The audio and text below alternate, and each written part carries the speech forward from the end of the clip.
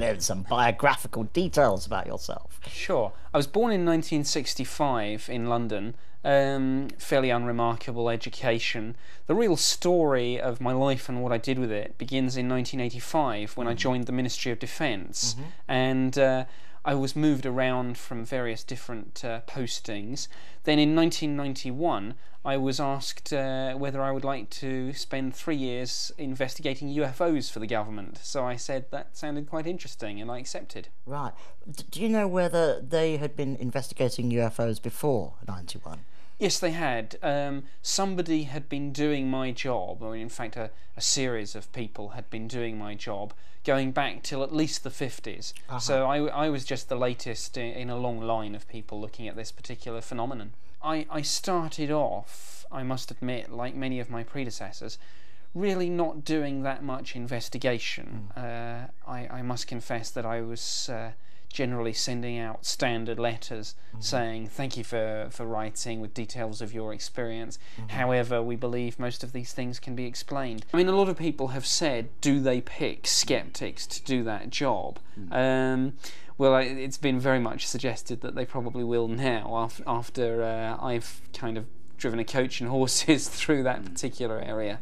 I was given a few basic guidelines. I was told, the policy is that we look at these sightings only to see if there's anything which might pose a threat to the defence of the UK, and I inherited, as it were, a party line which said that so far nothing of any defence significance had been found. Now, I soon came to realise that it wasn't quite as simple as that. There is defence implications because most UFOs seem to be seen around defence installations. I called the real UFOs, the sort of hardcore, which I really did think were extraterrestrial craft.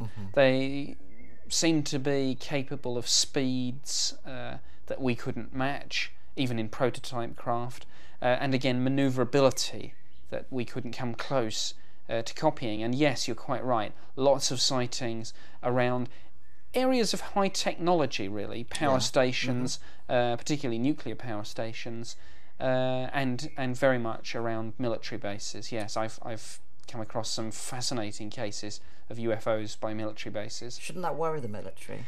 It should worry them, and I believe that it really does turn on its head any mistaken notion that these things are of, quote, no defence significance. I think nowadays a lot of people regard that just as a sound bite. Right. UFOs are of extreme defence significance. I mean, they've been seen by civil and military pilots. There have been numerous instances of near collisions with aircraft where we've come very close to tragedy, and the Civil Aviation Authority have a lot of this on their files. It's not secret. It's there for all to see. Sometimes these things have overtaken RAF fast jets. Sometimes they show up on radar. Sometimes we get abnormally high radiation readings from landing sites. So yeah, any idea, any notion that this is of no defence significance is, I'm afraid, at odds with the facts. There are sceptics, sure, but there are an increasing number of believers, particularly I've found amongst the RAF, many of whom have confided in me that they themselves, when they were doing flying tours, have seen UFOs. And I'm not talking about lights in the sky. I'm talking about structured craft doing things that we can't do, doing them better than we can do them. The technology that these UFOs seem to be displaying nowadays seem to be 50 plus years ahead. I mean, I've heard descriptions from military witnesses of craft going from a virtual hover to speeds of 5 or 10 times the speed of a fast jet, just in an instant. These photos or videos particularly interesting? Yes, they were. One in particular, which was analysed very carefully by some of the specialists. A huge blow-up of this photo was actually on my office wall for some years, when it was taken down by a rather sceptical head of division and locked away in his desk drawer. Describe it? Yes, it showed a large diamond-shaped craft which was just hanging there about 100 feet or so above the ground. This was seen by two people near Pitlochry in Scotland in 1990, I think it was.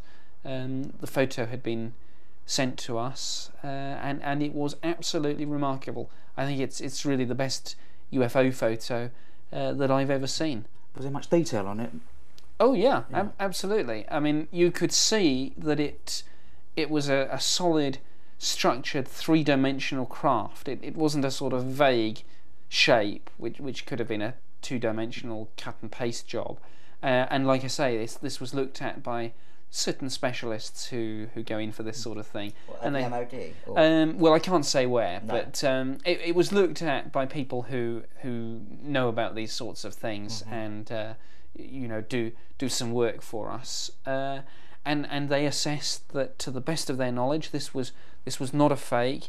It was legit, and it was a structured craft of unknown origin, and it was pretty big. Was this in daytime? This was taken? Yes, it was. That's what makes it more remarkable. I think what did change my mind on this was a wave of sightings from the 30th and the 31st of March 1993, where essentially a large UFO flew over two Royal Air Force bases, RAF Cosford and RAF Shawbury.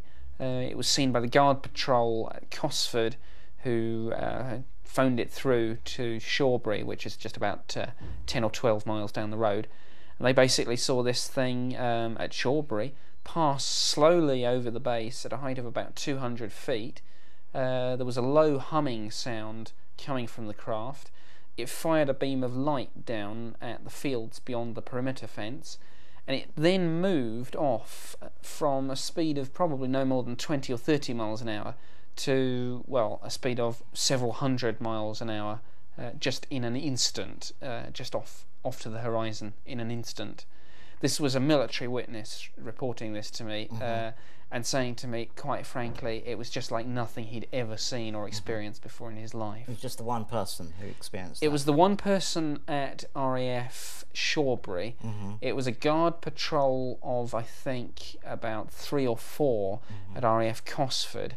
But the interesting thing is that if you add up all the witnesses that saw the craft that night in various locations around the country, you're looking at hundreds. Right. A lot of them were police officers, because this was quite late at night. A lot of people were out on night patrol. What they're doing would, if it had been a foreign power, would be regarded by our government or the American government as reasons for going to war, and would set up procedures to deal with that. Given what you consider to be hard evidence, why is it that our governments don't have that view? Again, that's something you're going to have to ask them and not me. Sometimes I wonder, what are these people thinking of? How can they ignore what we all hope is going to turn out benign, but which may well not do? How can they ignore a potential threat to our country? And indeed to our planet. I think there should be, civil UFO defence groups or resistance groups. Well, the problem is, you see, that it's all very well individuals bandying together like that, but really it won't achieve anything. Yes, UFOs need to be taken seriously. Yes, we need to have a look about trying to, stop them just intruding into our airspace with impunity. Of course we don't want to get into a hostile situation. The last thing anyone wants is to shoot at these things. But when we see something on a radar screen, we should make damn sure that we get our aircraft up there, do our level best to get up alongside it. Half the time it's not so much that we can't catch them, it's just that we don't bother to go in the first place.